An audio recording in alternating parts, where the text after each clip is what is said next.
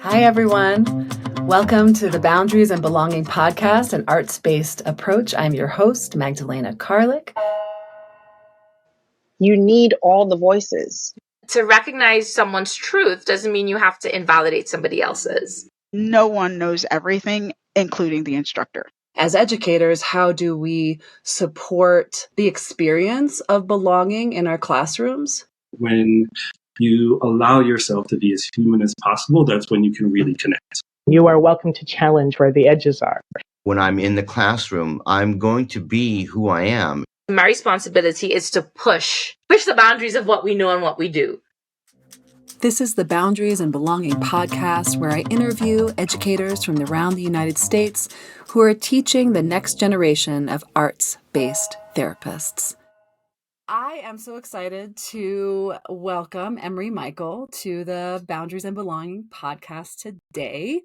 Emery is a board-certified art therapist located in New York City and is adjunct faculty at Nazareth University and does some guest lecturing at George Washington University. Welcome. Thank you for being here. Thank you so much. I'm excited. It's wonderful you're doing this, and I can't wait to dive in. Yeah, me too. I'd love to start with hearing your perspective on how boundaries and belonging shows up in your work as an educator. What does that look like? What does it feel like? What's important to you around it? Mm-hmm. I think it's really interesting because I've now been teaching for well over 10 years, I think, at this point. And to me, in order to make sure that the environment I'm creating as an educator, especially for my students, but even for colleagues and everyone else, making sure it actually includes that sense and possibility for belonging means setting some really clear boundaries, at least to start off, and to really make sure that people who are coming into that space, be it the classroom or anywhere else, understand both the openness side of having boundaries and also where some of the limits are that then we can talk about if we come up close to them or they need to be discussed. And I find that setting those boundaries and making boundaries sort of the way to contain the safe space is such a wonderful way to start off, and allows people to both understand me if they've never met me before, understand the expectations, and to become more comfortable more quickly, so that that sense of belonging or the ability to feel like they belong is much more prevalent and available to them. Mm-hmm. Yeah, I appreciate that. So just using, it sounds like explicit boundaries and norms in the space to help facilitate belonging is part of your agenda as an educator. Definitely. And I think that the more implicit boundaries become easier to deal with and sort of talk about, create between us, if there are those explicit boundaries initially, so that people can have an understanding. That guidance helps at the start. I wonder if you could tell us a little bit about what some of the explicit boundaries are that you name in the beginning, and maybe also some of the implicit boundaries that show up in that group community space. Definitely. I think that I tell basically in every class I teach, I tell my students that I assume they're all passing it with flying colors. This is going to be a great class. Things are going to go well. And I'm super excited to hear not only how they are learning the information and understanding it, but also where it's challenging them or where they don't agree with things. So setting up that sort of that boundary of, I'm here to support you, and my goal is that you will succeed totally in this moment throughout however many weeks we're together. But that I also want you to be able to bring things to me, and I'm open to that. Sort of that understanding to me is very important, in that then the students feel like they can start challenging things or they can start bringing things up. And it always starts very subtly, where one student, usually the more outspoken one of the group, will start by saying, well, I don't agree with this. And you'll sort of see everyone wait and pause. And they're waiting to see if I will hold the space that I said I would, if I will respect the boundary I set, saying, please challenge it. We can have discussions around this. This is a space you can bring these things into. And I always try to and make it very open. And then also, as that continues, to set the boundary of, we've talked about this, if something continues on for a while, we've talked about this for the last 15 minutes. I'm so glad you brought this up, and it sounds like there's more to talk about. We need to keep going with some of the topics and things we're covering today, but I would like to talk to you about this after class so that I make sure you feel heard and that you feel like you've had a chance to voice more since it feels like there's more to voice. So also holding that boundary of this might not be the space where we can go as deep as you want to, or we can't necessarily go on for the entire class time about this one challenge or question because we have other things we need to do. But for me, I'm going to be the one to set that boundary. You don't have to hold back because you aren't sure if this is the space. I will be the one setting. So that kind of constant conversation and setting of boundaries so they understand where they are in a way that isn't, you went too far. It's, I hear that you have more. I want to hear more. And here's how we're going to navigate this boundary together. And then sort of going from there. Those are sort of the more explicit conversations I tend to have towards the beginning of semesters and classes with students, especially those who are feeling, especially the first year students when they're first starting grad school and feeling overwhelmed about different things, they'll start to voice a lot more. And I love those conversations. So setting those, not only the boundaries of here's the limit, but the boundary of I want this to be a space you can share a lot. And so I want you to know that that boundary is really wide and vast and big, and you are welcome to challenge where the edges are. And then we'll talk about how we navigate it. And then I think from that, the more sort of implicit boundaries or the more sort of assumed things that come up tend to be students finding their voice and me wanting to hold that there isn't necessarily a boundary on that, but there might be some limits that we have to set just because we are in a certain setting. So I'll help them navigate that too, of how to use their voice, how to feel like they have the space to use it, but also an understanding of when do I, as the professor, as the teacher, need to maybe pause things or stop things in a way that hopefully is still supportive of them, but might not always feel quite wonderful in that moment. Yeah, so what I'm hearing you say is that part of your role is to facilitate the movement around conversation. I hear that it's really important to have the flexibility of this container where the conversation can pause and make space for individual needs and challenges, and that challenge is important.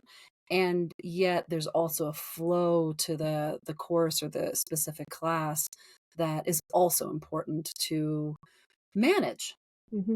Definitely. And I find that when I'm teaching, the other sort of explicit boundaries that come up might be around when we're making art. Is this a time to chat or is this a time not to?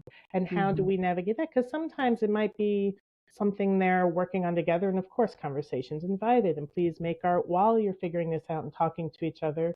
And other times it might be, we're going to focus in. And how do we stop the chatter so that we can really focus and center and find that sort of more flow state, hopefully, of really being in this and letting it just be where we are now and that being okay. And that, I think, is very foreign, more now than it was even in the past couple of years, to a lot of students just over the past year or two. It's much harder for them to enter that state. So having we're not going to talk for the next 30 minutes while we do this is really an important thing, and a way that boundaries support them in helping find their own rhythm and flow. Totally.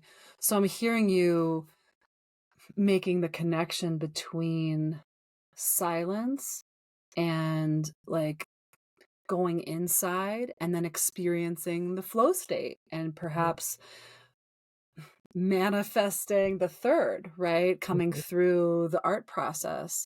I'm wondering if you could talk more about that, about the flow state and the third that emerges and what that looks like in class and how it happens.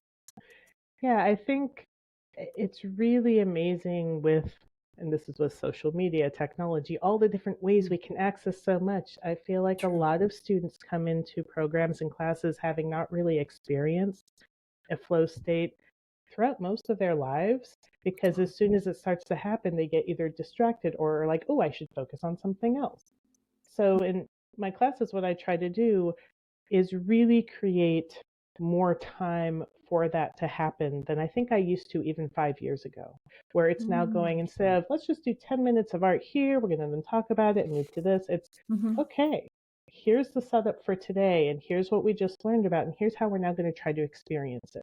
You're going to take a half an hour, and here are the steps I'd like you to go through, and really structuring it in a way that sort of helps them enter that deeper state of focus and understanding, so that the chance of them hitting sort of that flow state where they're like, I'm just in it. I'm here. This is working, or I'm understanding something more implicitly, or it's sort of I'm now doing it instead of just understanding this concept and idea that we just learned about.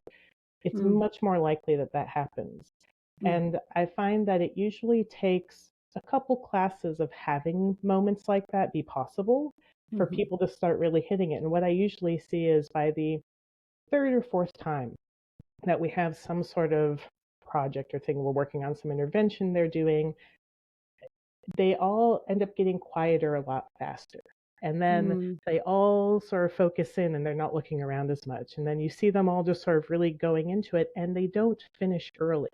And I think that's usually one of the first signs for me, is when they don't suddenly finish and they're like, well, now what do? I have 10 minutes left. Instead, they're just there. Yeah. And they're actually continuing to work. And I have to go, okay, we're going to stop in about 2 minutes. And you see them all go, what? And you see that sort of startle where they're like, oh, I'm so in this. I'm able to be there. And I feel like that's when I start to go, oh, good, we've hit this other level where now things they can just be in a different space. They can find the flow. We can hit that point where things start to, it's like their brain engages in a different way. And even afterwards with any processing or what we talk about, it's more insightful and more is coming in, and they're able to really share that in a different way.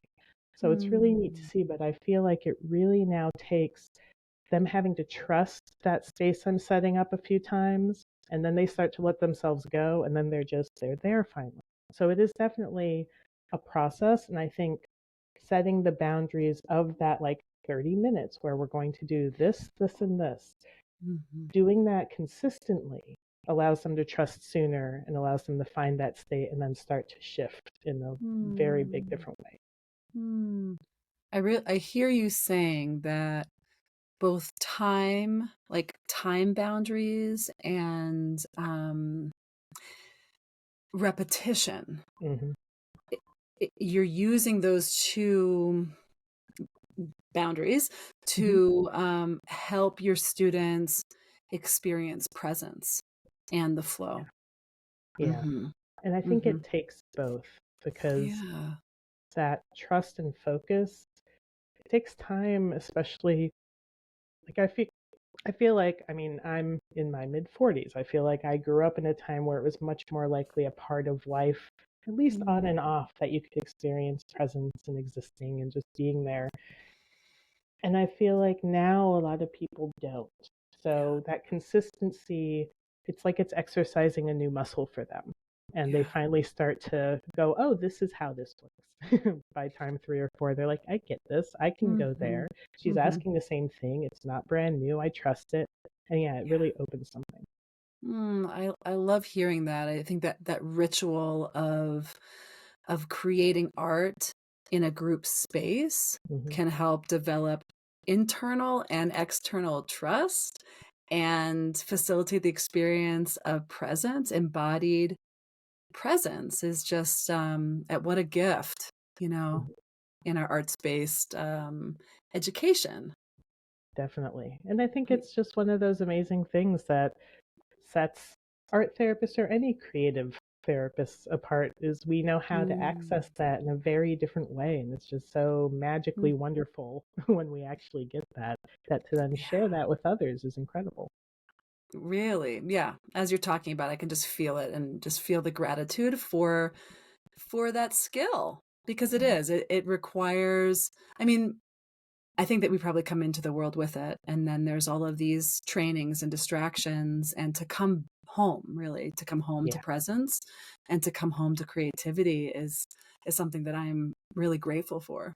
Oh, definitely. Totally agree. Yeah. I'm curious about your love for art supplies. I'm curious about, what art supplies you enjoy using in educational groups. What are some of the directives that you've used that just feel so transformational and important? Yeah, I'm curious about that. Yeah, oh, I love all art supplies. I mean, don't we all? We go into an Yes. art store, we're like, yay, this is Christmas every day. True. I feel like, and I love I like instilling that feeling, ooh, what am I going to do, into my students. That Mm, curiosity piece is so mm, important. And I find it's interesting because I think I did a lot more differently pre-COVID than post-COVID, and it's something I'm trying to get back to because I now tend to teach more in a hybrid format. So I'm balancing how much can we do when we're in person because yeah. it's rich in a very different way. But then how can we also do this when we're online, and how we can we connect in a different way that way? And so with art supplies, I mean, some of my favorite art supplies are using fabrics, textiles, and something that's much more tactile. I started a lot of my work when I was training as a therapist with people who had dementia and Alzheimer's, and I found that that tactile experience just it can Mm, transport people in just yeah. such amazing ways. And Yeah. I use it a lot in my grief work with clients now, where we'll just sit there and sew while we talk, and it is the most just calming, grounding experience ever. So I find things like that I want to use with students so that they understand it's not just about drawing and what is this intervention and, ooh, we could use drawing in this way for anxiety. It's more about how do you as a therapist connect with that material and then help your client connect with that material. And how can you cultivate that? And you do that by first doing it yourself. So like I know when I get a hold of fabric, I'm like, ooh, here we go. What can we do? Some people it might be paint, some it might be others, Yeah. but I love the fabric just process of doing a simple stitch and being able to layer things and figuring out what if I cut this piece up and put it here, and it can be abstract, it can be representational. So I have on and off with classes tried to use fabric as just one way to connect and how different a material it is from some of our more used Mm, materials like drawing or painting. mm, And then from sort of that curiosity, I try to bring back like the drawing and painting or other things and say, now, how can we create that same feeling, that same sense? So, one of my favorite things that I've used with students as well as clients in groups, especially, is called a mandala hug. And mm, it is like, I learned this from one of my favorite professors at Naropa, Sue Wallingford. She passed away a few years ago. And she just had this amazing thing where, after a year of being supervised by her, our little class of, I think there were 6 of us in class, there might have only been 5. Basically, we'd made mandalas all year. We'd had circles on paper that we did at the beginning of every single meeting for an entire year. Weekly, it was incredible. And at yes. the end of that, she said, okay, our last class, here's what we're doing. And we basically put a little symbol of ourselves in the middle of a much bigger circle than usual. And then we passed it around, and each person would then do a ring around that circle, symbolizing whatever their connection was to that person or what they felt could be added in some way. And she also added writing just a line underneath with a few words about that person. And it Yeah. was just one of those most amazing, magical things where by the time you got it back, everything was filled with all these colors and images and just the different ways people connected with you.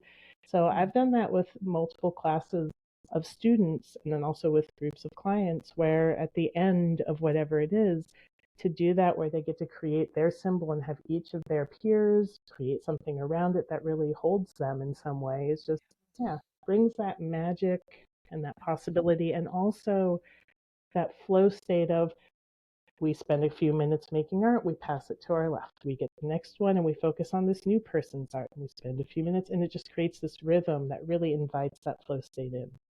yes. And also, I imagine when the final piece comes back to the Mm-hmm. original, creator, that there is a reminder that they belong in this Mm-hmm. group, Yes. that, oh, I'm seen by all of Mm-hmm. these people in these ways. And maybe there's some surprise in it. Maybe there's like some deep touching space, it's touching Oh, deep definitely. spaces, right? Mm-hmm. Yeah. Yeah, Mm-hmm. it's amazing to get it back, and I did it with a thesis class I taught long ago at School of Visual Arts. I did it, and there were, I think, 16 people in my class, so we took a good amount of time to just go around. And by the time you got it back, you had this amazing collection of phrases that was basically poetry underneath this amazing Yes. image that had you in the middle with all your classmates around. And you just knew after a year of working on this chaotic, crazy thesis thing you had created that it was a group that you belonged to in a way that felt Yeah. really good and supportive. Yeah. And just the healing in that process is so deep. Yeah, You know, definitely. it's amazing the really the opportunity for healing in these educational spaces that focus on creating by oneself together, being witnessed in creating, and also working towards, of course, offering therapeutic services. But the transformation and the healing that can happen in these spaces is pretty phenomenal. Yeah, I think the chance to be seen for Mm. something that you, in a very vulnerable state, I mean, you're in the midst of class trying to learn how to be a therapist, and True. we're asking you to reveal pieces of yourself at various points. It can be really challenging, but to be able to do that in a space with a group of people and a professor who's supportive can be just so healing and sort of altering in ways that let people grow into that therapist that we as educators hope they become or can support them to be. Yeah. Yeah. I would love to hear the classes that you teach and what you have taught Mm-hmm. and what you love about the courses that you're facilitating. I feel like I've taught so many different things at this point, and I mean, Yeah. they're all so different. I think the most so I've taught thesis in the past at a couple different places, and I find that to be amazing when students toward the end of their time in school are pulling together this project. And of course, they first think way too big and think of this huge multi-year research project we could do. And then to slowly see them narrow it down to something that feels good to them or focuses in on something. And many then struggle through the actual thesis writing. So we're asking for that research and lit reviews and very very cerebral things that it takes time and effort to really do well. To watch sort of that process unfold was always wonderful. I always thought that that was amazing to see at the end of people's graduate school career, to see that struggle but transformation and just the pride that they felt when they finally made it through and had something that was amazing. No matter what project was, no matter how it went, to see that come to completion was always amazing. So I love that to watch the older students in their final year really create something. I've taught, let's see, theories and approaches where it's really been about all the different psychological theories, all the different ways from Freud and Jung, all the way to transpersonal, humanistic. And that I like because it's usually the very first year students in their first semester getting that first taste of everything. And they're like, what is this? Like, what are all these different possibilities and where do I fit? And I feel like that's where a lot of the me opening things up to be challenged comes into play, because often they don't connect with every single theory as they shouldn't. I mean, that's just that's a lot of possibilities. And then to watch them slowly gravitate toward a couple and be like, oh, this actually feels good to me as a therapist. Like this sort of echoes the things I came into this field to be, and to find a little bit more of their home and to find sort of that space maybe where they belong even more is really neat to watch. I also teach an elective that I love, and it's about art therapy with older adults. And we go through everything. I've taught adult development in art therapy before, but this elective I think is my favorite because it's really about everything from Alzheimer's and dementia to end of life to totally independent active adults. Like, how do you deal with this wide range of people we call older adults? And it's always taught as an intensive. So it's a week long. I teach it in the winters and it's 5 days in a row. And we go from like 9 to 4 every day. And it's I love doing it that way because it's immersive and the students hit all of these challenges, but they have to pull together really quickly to support each other emotionally, to support each other as they deal with these different topics, which for many are very challenging. Towards the end of that week, I have it build from let's just talk about older adults and the different ways that they exist in the world and how can we work with them by showing respect and understanding, and that they are humans who've lived a full life, and that this is, no matter what diagnosis they have, no matter how independent or not they are, that we can support them in being who they are now. And then by the end of the week, we get to death and dying, end of life, and I have the students write their own eulogy, and they actually have to write. Yeah, and I don't talk about it until like day 3 at the end of the day, because they know it's coming, but I want them to sort of have eased in first. But by then, they've been together long enough to feel a little freaked out altogether, but in a good belonging way. And then we talk about it, and they write the most amazing things. And I say, you don't have to go any deeper than you feel you can in this moment. This isn't a test of how deep and sad can you go. This is, if you were to live until 80 or 90 years old, what would you want your eulogy to say? What do you hope it says? What would you love people to remember about you? Like, what do you want that to be? This is a chance to explore that.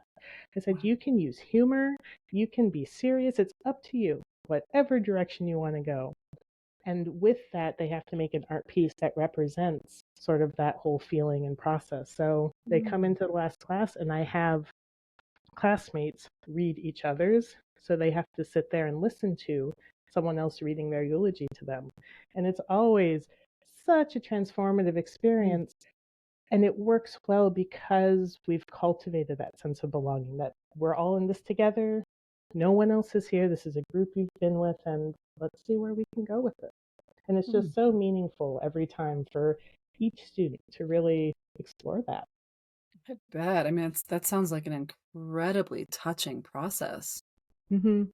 Yeah, I love bringing that experiential piece to it, where they really get to, if they want to, they get to embody what that is. And I've had one or two who've contacted, and I always say, if you have questions or concerns, let me know, because I don't want you just feeling stuck and sort of holding whatever you're holding. And I usually have one or two say, I'm really nervous about this, or I've recently had a death in the family, or this, and we'll talk through, okay, so what is the right balance for you in this moment? And that's totally fine. Maybe this needs to be lighter in a different way. It's okay. So to also, in that same moment of asking them to go somewhere a little scary and deep, saying, but where you are is okay. Who you are in this moment, what you need in this moment is totally fine. So important. I mean, again, another practice in setting boundaries, right? Knowing oneself, making conscious choices based on the context, right? Internal and external context. I think that's really beautiful, because it, helping our students know that it's not a comparison contest. It's not about who can go deeper, or who can express depth better. That's not what's important. It's really about locating oneself in the experience and being authentic. Definitely. And and I also really try to sort of, in that same tone, get across that I'm going to really attempt to not make any assumptions about where you're at and what you need. I'm going to trust you to be the one to tell me where you're at and what you need. And I know, as a professor, sometimes I'm like, why is this person not pushing themselves further? Like, why are they stuck here? And I really sometimes have to step back and go, okay, there's a reason. I might not get to know it, and that's fine. So how do I gently and supportively ask or push in some way to say, do you want to do more? Not, I need you to do more to be successful. Just, can you do more? And if you can't, okay. But to also hold that I have to really trust I don't know everything going on. I definitely want to push students to really reach further than maybe they know they can, but I also want to really value their boundaries in that and say, for whatever reason, whether it is life circumstances, whether it is emotionally, this is as much as you can do right now, whatever that is for them, I also want to respect their boundaries in that, so they can see that I'll push, but I'll also understand wherever they're at. Yeah. And they're not necessarily graded on how emotional they process, how much emotions they process, or how much of their background they share. No, and so I went to Naropa University in Boulder, Colorado, which is wonderful Buddhist-based university, and we, for our exams, had warrior exams, which were the most terrifying yet amazing experiences ever, where you really sat there with a classmate in front of the rest of your class and had to answer a question at the end of the semester, and to work it out between the two of you what like your fullest answer could be for this question. And that's a very brief summary, but it was quite an amazing experience. So a piece of that, and I do teach them about what I experienced in my school, but I don't want to appropriate what they did because they have a much bigger foundation to it. But I have taken a piece of that, and basically with my students at the end of their semester, they have my version of the warrior exam, which is very contemplative, but it's more about having that discussion with another classmate, knowing that you do not have to know the full answer to pass this test. What I'm asking you to do is show up as fully as you can, and to acknowledge anxieties and other things coming up, and what do you need in that moment to do in order to help yourself, or to ask your classmate who's right in the center of that circle there with you to help you. And that part of what you're being graded on is showing up as honestly and fully as you can, trying your hardest, helping someone else when it's their turn to answer a question, and to just have that presence and the ability to be curious and open, and also okay with what don't you know? Like, what in this moment is just totally slipping your mind, and can you just go, yep, I have no clue what, I don't know. I don't know what this is. Can you accept the other person's help and then work with that feeling? So really trying to drive home what you were saying, which is, it's not, I want you to be working on yourself and understanding yourself and trying, of course, but also how do you show up honestly and openly and curiously and just be there and present as much as you can in that moment. Yes. And once again, that place of authenticity, like how important it is for each creative arts therapist, wherever we are in the umbrella, to be able to show up as themselves and bring that to the future work that they do, to make room for other people to show up as themselves, you know? Yeah. I'm curious. There's so many different ways to go with questions. I'm curious about, you know, who you are as a human, your perspective, your life experience, identities, etc., how that shows up in your teaching. Whether it's like the biases that you work on or the way that you frame the space, how do you show up as the authentic you? I think that's a really good question. I think that I've always been, so one of the things that my parents always said was, we don't really care what you do. We'll support you no matter what that is. And super wonderful, supportive parents. But we want you to always know, if you go somewhere interesting. We'd like to visit somewhere interesting. We'd like to be able to go see something interesting. Just do something interesting somewhere. And so it was always, that really sort of, I think, is how a lot of my life sort of unfolded, where when I had these opportunities to do something interesting, I'm like, well, yes, that makes sense. Let me go do that. And it helped me be very open to many different kinds of people and many different kinds of experiences. Because there was never a definition around what is interesting. It was just, does that seem interesting? Like, is that what we want to do? And so I, throughout my life, would just sort of, my undergraduate degree is in directing, in theater, stage direction.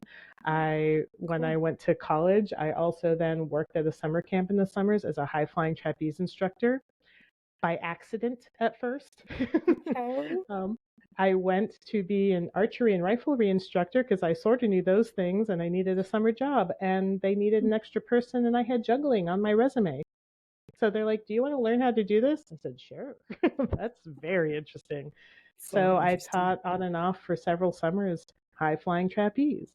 And I think things like that, and having these very different experiences where I could see people in many different ways. High flying trapeze, you learn quickly that no matter how confident someone is on the ground, get them 20 feet in the air and you'll find out really how confident they are and how to help them through it, and how to make it still feel like a good experience.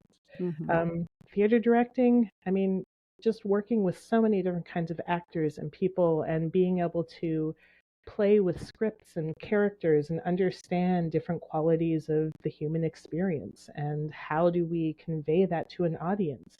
I think all of these experiences really, I feel like I was already sort of there personality wise, but just kept furthering this understanding of how different everyone is and how many ways you can do something and how all of it can be really great and quite interesting and something that speaks to others. And you just have to cultivate what is that for you. Yeah. And it's okay if it's not the same for the person next to you. So, how do we create that space for both to exist and to be okay? And I think a lot of that, going to Naropa was really the right step for me. I knew nothing about Buddhism, knew very little about art therapy when I had decided to do that. And it really was that right frame of mind that helped further that piece of me, which was, yes, I very fully believe in humans having this potential and wanting to reach some point in themselves that felt like accomplishment and good and like they were benefiting both themselves and the world. I also really liked playing with silence as well as speaking, and that both had such an amazing space in them. And then using creativity in all these ways. So I feel like when I started teaching, and I was lucky, I connected with several people through both Naropa and when I moved back to Washington, D.C. after, who said, you know what? You should have interns and you should come guest lecture. And I went, what? Okay. So soon after grad school, I went to guest lecture at George Washington University through several wonderful connections, wonderful mentors. And I did a couple hours on transpersonal. Looking back, I had very little idea aside from the book knowledge and my experience at Naropa of what transpersonal was, but I had enough to guest lecture on it once. And over the years, letting that develop in such an amazing way and having people support me through that development by having me back each year to guest lecture, to continue talking about it, to continue showing that to new therapists and up and coming therapists. Seeing that has really made it so when I'm teaching, when I am mentoring, when I am there with students, I want to help cultivate whatever their best version of them being a therapist is to them. I don't always know what that is. So I know that if they're saying, this isn't working for me, I'd really like to try this with this assignment you gave us. I more often will say, okay, if you think it fits, if you feel like this is the way that works for you, I want you to go for it. Show me how, and we might talk through what that's going to look like, but I want to help support them in being themselves in the best way they can. And I feel like that's a huge piece that has come through all of my life experience, is really knowing that it's important for us to, I think, do some gatekeeping, of course, because some people might be coming to therapy for reasons that don't quite fit, or might be trying to become a therapist before something is ready. There's like reasons why people might not be ready to jump into that. But once they are, it's also our job to help let them become their own therapist and to really have that unique sense of self. Yeah. Yeah, once again, hearing just the importance of flexibility and also the importance of humility as a facilitator, that we are, as educators in these fields, we're not experts in everything. There's some things that we know a lot about, but we can't be an expert on another person's experience or needs. And, I think that humility piece is so important for us, in these power positions, and also as modeling for our students around just the importance of humility. And I'm curious, how does humility show up in your classrooms, like with your students? What does that look like? What does it sound like? Yeah, I think that, so I started working for myself soon after graduating and was lucky enough to have interns. And I think that's where I first started going, okay, here's how I need to have some humility. I need to take moments to breathe and think before I respond, because often, similar to students, there's so many questions that are coming up for them that might feel clear to me, or might feel like, why don't you know this already? Like that kind of just immediate knee-jerk reaction that isn't accurate, but is like, wait, why do we have to go there?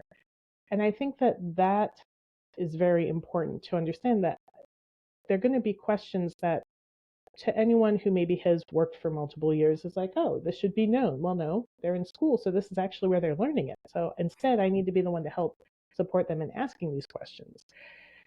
The humility really comes in for me when someone challenges things. I have to just pause for a moment, go, right, not necessarily challenging me. They're challenging something that they are looking at and either don't understand, don't agree with. Something is not aligning for them with this. Yeah. So this is a chance to explore it. And I have to take myself out of it to a certain degree while keeping enough of myself in to say, here's my stance and here's some other thoughts on other perspectives. Mm-hmm. So it's really taking that step back and that breath whenever a student challenges. And I love it when they do. I think it is such an important thing. And I think that there are times where it's very hard for professors to take that if it's happening often. I think it's one of the key pivotal moments where we're both modeling for them that that's okay and how to handle questions, conflict, challenge, uncertainty. And also when we have to be we have to be humble in some ways. We have to understand that we aren't the experts in everything and that that's Yeah. okay. Yeah. And so some of that, like recently I had a student basically say, this textbook you're using for this class is horrible. And I went, I said, okay. I said, tell me more. Right. My first thought was, just read the book. More will become clear as we go through the semester. And I thought, no. Let's explore this. And so I opened up the conversation, and this was through email at first. And then what I did was I basically created an extra credit assignment in case others were feeling this way. And I brought it up in class as well, which I had sort of talked to her and said I would do. And I said, look, it's totally fine if you don't agree with what's being said in the book. It's also okay if you take offense to something, and I would be happy to hear more about that. Mm-hmm. And what I want to do is for anyone who's feeling strongly about this, if you are going to challenge any of this, if there's something that you have to say, please do. And if you think that it should change, I want to give you extra credit if you're willing to outline what you think should change. Did you do the research to find out who the author of the chapter you think should change was and where they're coming from? And both why might this actually fit for their time, age, etc., but why might it not fit now? And what would your suggestion be for a replacement so that we still cover the topic? Yeah. I said, because I love having the conversation of I think this should change, but there's more to it. So I want to know if you're willing to do some of the research and understanding. I'm open to both the conversation and hearing your thoughts. Yeah. So I just sort of shifted it into, we had some conversations about it, but they could go further if they wanted to, and I could support them having their voice heard while it also wouldn't become just, I don't like it, I don't want to read it. It was, okay, I don't like this. Here are my thoughts. Here's the research I've done, and here's what I suggest. Yeah. That offering really, I would imagine, decreases the power dynamic, makes the experience in the class more equitable for the students, right? Then the student's voice is heard and supported and potentially incorporated, which is great. It's like this, it's this both and place where I imagine that students are given the opportunity to make a difference in a class and potentially see that they have the skills to develop curriculum and to potentially be a teacher in the future, right? So it's just it's really important mentorship, I think. Yeah, and a huge part is not saying, well, I'm right, you're wrong. That makes no sense, because everything is such a gray area that would never, very rarely is that going to be the case. So making sure to say, okay, I'm not sure. And admitting, I don't have the best answer always. Yeah. And I talked to them. I said, we're using this book for multiple reasons. And I sort of laid them out. I said, but I also think that, yes, some of it is dated. So I'm open to that feedback. And it actually came at a perfect time, because the students in the same class from last year had talked about they were having trouble with some of the balance of understanding every single approach to art therapy and like, how does this relate to this? And so I offered that as a group or individually, they could make a chart of all the approaches with certain information on it. And they dove into it and made such an amazing chart. It's incredible. I shared that with this year's students and said, hey, by the way, last year there was this conversation and I gave this extra credit project.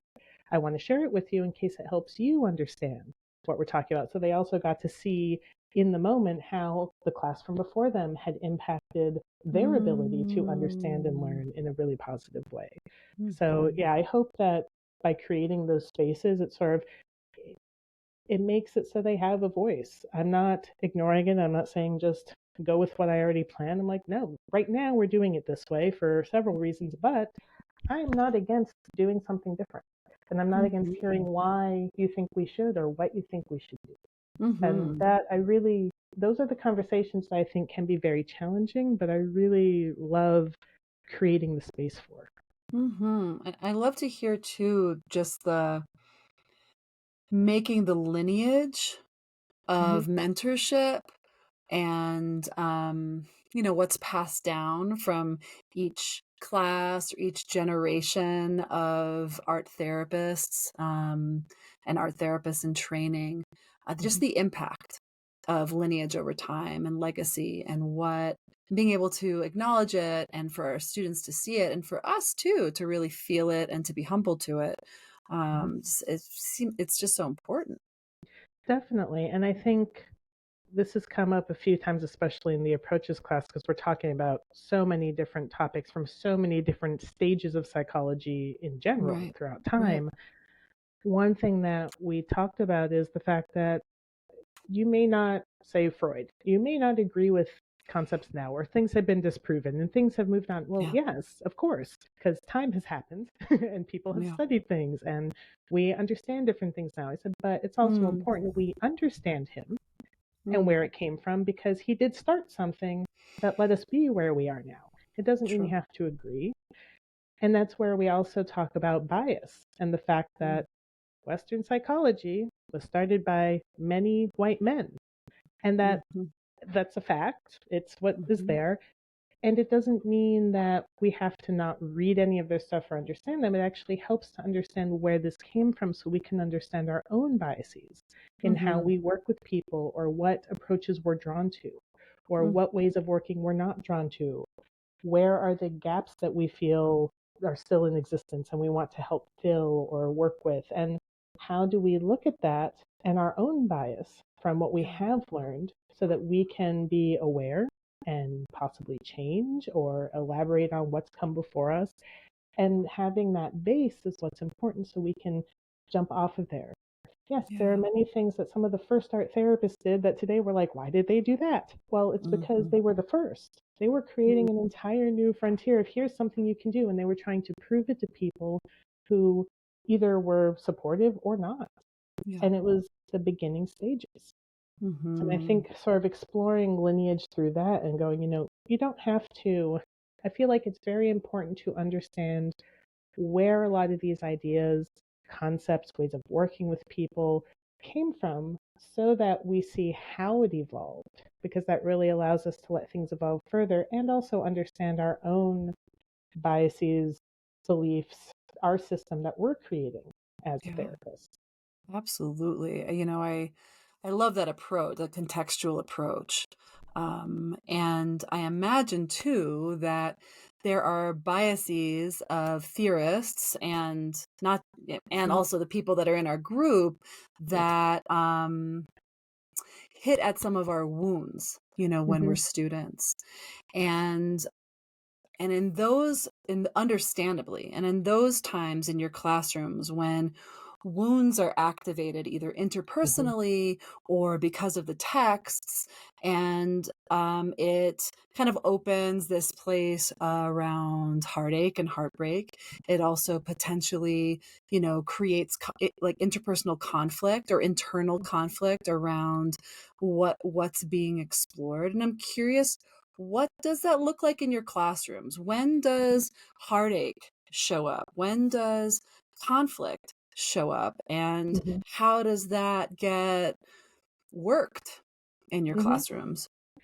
Yeah, I think a huge piece of what I try to instill in students is it is totally fine to feel however you're feeling about something, and also important to then not figure out why necessarily, but to go into, where is this hitting me personally?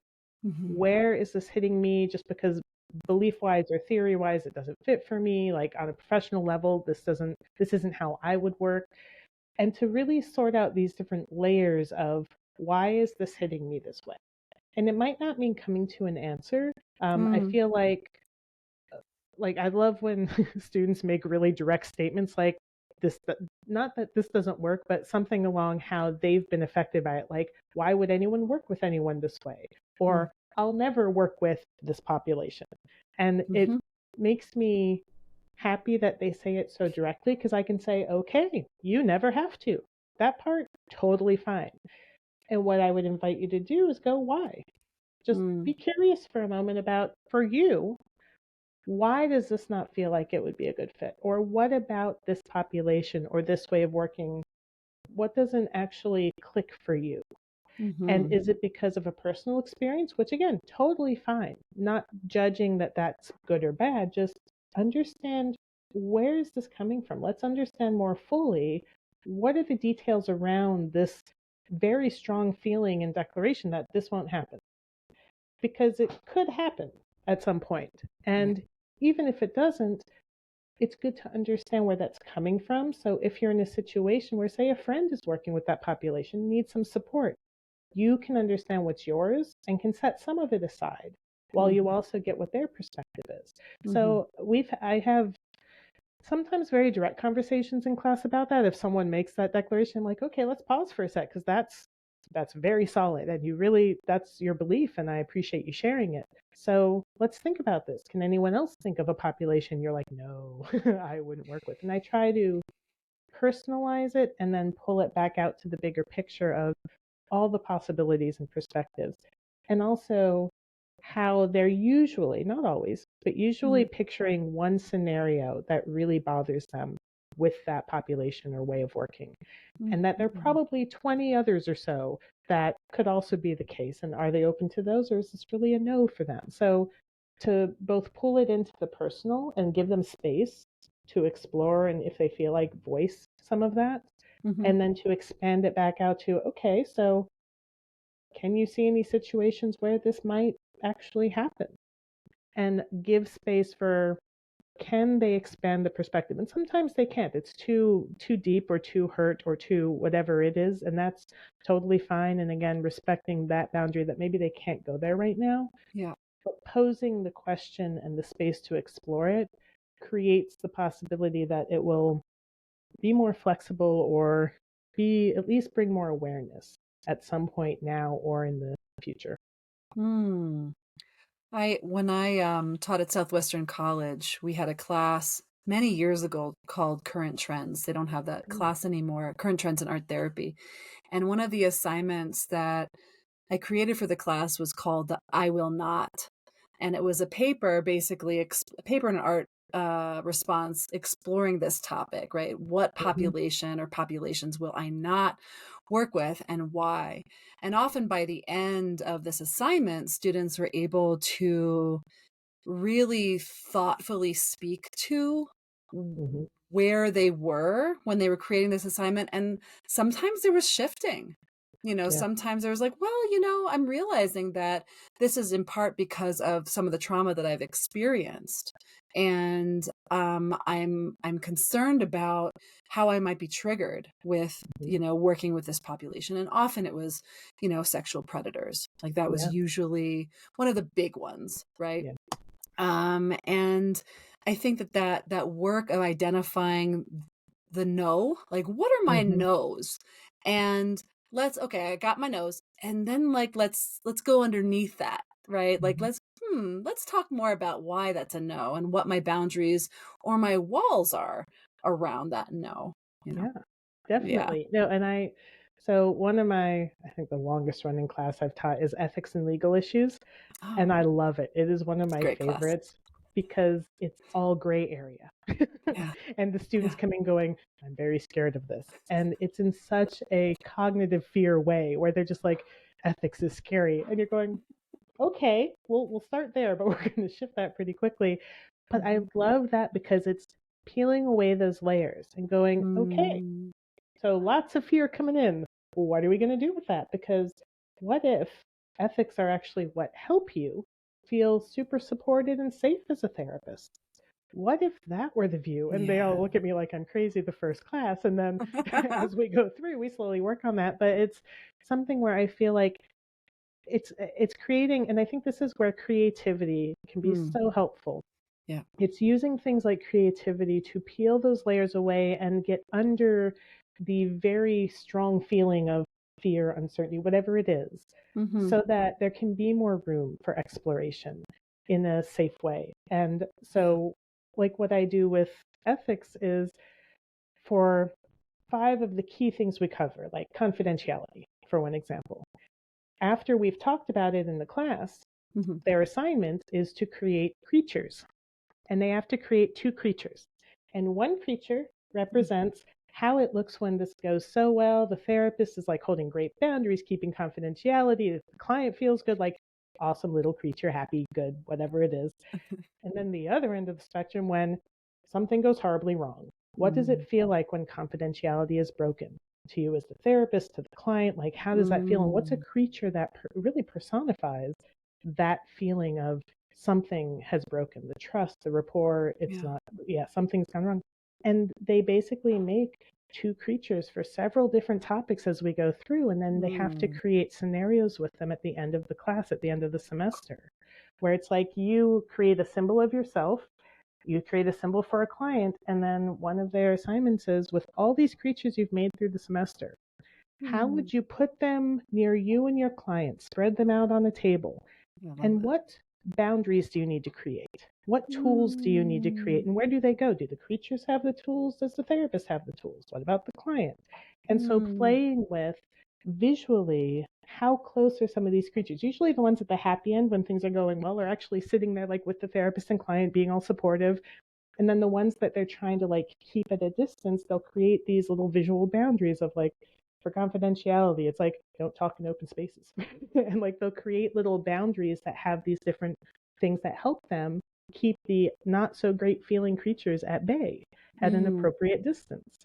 And it's just That's this great. amazing way to give them that creative ability and space to explore underneath my initial fear and uncertainty about ethics. What is there? And Mm. oh, I have tools and I can set boundaries. And some of these creatures, the ethics creatures, are great. I want them with me and they actually support me being with my client and doing all of this. Love it. So creating those moments, and it's what I love as a teacher, is creating those moments where they see things from a different perspective and get excited about it. And Mm. hopefully come out of the class going, okay, it's not that bad. I know what to do. I know where to look. I know I can do this. Like that kind of thing, because they've been able to see their initial feeling and go under it and really see what's Mm. actually there and how can they work with it if they're ever stuck, Mm. uncertain, and that kind of thing. Mm. That sounds like a lot of fun. I It's so that much fun. that externalization and then Yeah. really, playing with space Mm-hmm. and relationship. That sounds like a really fun assignment.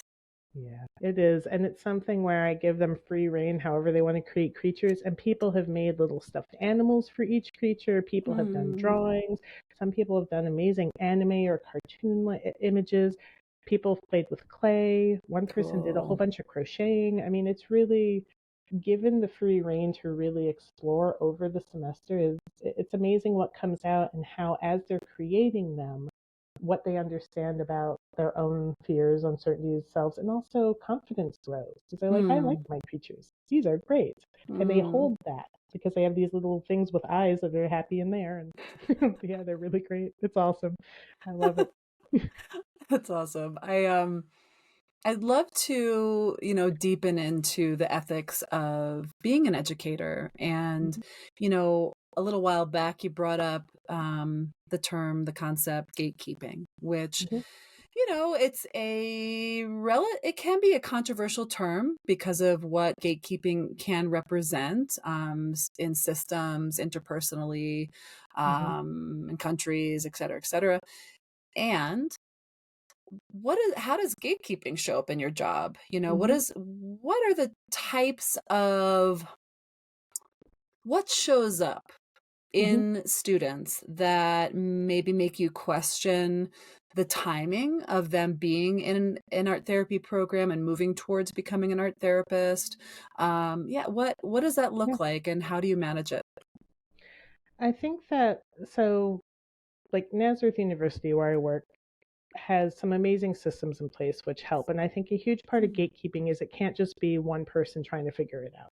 It needs to Mm, be a team effort so that there are multiple perspectives involved and there's also coordination. mm, So I think that like sometimes red flags for me are when someone consistently, not just once or twice, has trouble getting things in on time, finishing things, like managing their schedule, managing their work, managing everything, mhm. and isn't able to either ask for help or when help is suggested, follow through with it. Yeah. So multiple layers. So I think we all think of gatekeeping as someone has an interview to get into the program and they say yes or no. I mean, it would be great if it were that simple and accurate, but it's not because it's hard to balance the gatekeeping of who should be coming in to be a therapist. That is a question that really doesn't make a lot of sense because I think Hmm. many people can become many different kinds of therapists in many different kinds of ways, and you True. don't want to stifle that, and you don't Hmm. want to say no to someone just because it's different than you. That's Hmm. that does not work. Right. However, I think there are some people who try to come into a program who maybe need to be out in the world after college for a few years to gain either more understanding of people, the world, experiences, whatever it is. Hmm. And it's hard to look for that. But if you have a group of people who are sort of aware of what are issues coming up in different classes, um, are Hmm. they able to ask for help, follow through with it, like find the resources they need in order to do this and make those more mature decisions around how do I manage my life in this moment? Or when I'm having challenges, how do I figure out how to work with that so I can still make it through? And there are many ways to work with that. Um, I think that for me, one way I've seen it is like in the ethics and legal issues class, there's a big paper that they write at the end. And for both accrediting purposes and other things, it's one of the important papers of how is a student doing in the program. And most students do fine. And it is going through an 8-step ethical decision making model with a case study I give them. They Hmm. all usually do pretty well. Like there might be different issues in different parts where they're having trouble like figuring out what different things are, but most of them can work through it. Hmm. And we practice it multiple times. When I get a paper where steps are missing, and they have a very detailed outline, so that can't really happen if they're looking at it at all. If I get something where steps are missing, or the writing is not clear, or something is not making sense, that's when I start to worry. Hmm. Because we as therapists need to be able to hold a certain space no matter who we're working with or what we're doing. We need to be able to work through certain things. We need to be able to act ethically. There's a lot we need to be able to do Yeah. that you need to, it's not that if a student can't do it, they shouldn't be a therapist. It's can they then find the resources to help them do it? If they Hmm. can, then I'm totally fine with however they need to do things. That student spent extra time at the writing center, rewrote the paper, got help. It worked out fine, passing grade, like wasn't a problem, but they showed me they could do it. Right. So my gatekeeping was I'm concerned, this needs to shift. Can we do that? Hmm. And her answer was yes. And that was wonderful. I have had students where the answer has been no.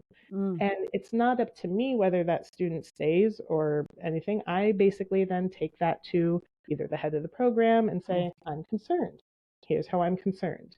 And this is where I think the gatekeeping, once people are in a program, matters. They have very specific planned out steps when a concern comes up about a student. And it takes more than once for there to be a real problem. And it's multiple levels of Yeah. we're now more concerned if this has been like the fifth time something is happening. So having a system in place that Hmm. helps multiple people be a part of the gatekeeping process to me is most important. So that Hmm. it's not that a student messed up once, it's not that we're judging anyone on one issue, one challenge, something that's come up. It's over time with multiple classes or people, something is not working.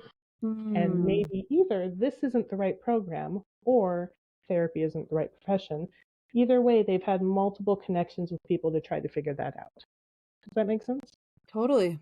It absolutely makes sense. It sounds like you're appreciative of how Nazareth had the system that's in place at this school.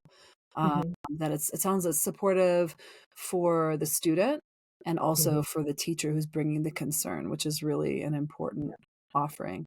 I'm curious about the flip side, which is, I mean, one of the many flip sides, which is, what are some of the challenges working in higher ed? Systemic challenges, interpersonal challenges. What does that look like? I think that the hard balance between money for the program in university or college and having quality numbers of people in classes, making sure to balance the quantity and quality and financial gains and losses, like that line is so hard to find. And I think with a lot of the different hierarchy happening, because there are so many people involved in many ways, it's not just, oh, the head of the program decides. No, they're answering to people who are answering to people. There's a lot of hierarchical decision that's being made, and people need money to do this. Yeah. But how do you balance that financial gain with X number of students coming in and paying for the program with having 16 people in the class, 8 people in the class versus 23? And where is that balance? Especially, I think, since we're talking about therapists who need a master's degree at that master's level, when this is supposed to be very focused and specialized because they've gone to this point where they're getting that higher education level of training. What does that look like? And it varies program to program, of course, but it's really, to me, that's a really hard line to balance. And I've seen multiple programs sort of ebb and flow, and I feel like that is what happens, is sometimes it flows more toward we need more money and more people come in, but then that can be a challenge that has to be dealt with. So how do you then split classes or adjust? Yeah. And so a lot of that to me is hard. And I would also say that I love being adjunct faculty. It gives me freedom, flexibility. I run my group practice and my other company helping therapists. And like, I love that I can both teach and run my practices and do my therapy life that I love. Yeah.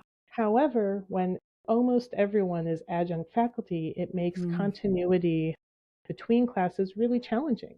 Yes. I mean, I've emailed with people when we've needed to coordinate and stuff, of course, but it's not like I see them at work or we happen to cross paths. And some I meet like a couple of years after we've been communicating, where it's like, oh, that's who you are. It's so nice to finally meet you. So I think there are some really great benefits because you get practicing therapists and teaching roles who can share real life experience in really amazing ways. And it gives them flexibility to live their life and teach. And I think that's amazing. And I love that personally. But then to uphold that continuity piece takes extra effort and challenge on the part of the administration or those who are full-time faculty. Yeah. And again, a very hard thing to balance. So to me, those are two of the key challenges. Yeah. I think that those are really hard to navigate much of the time. Yeah.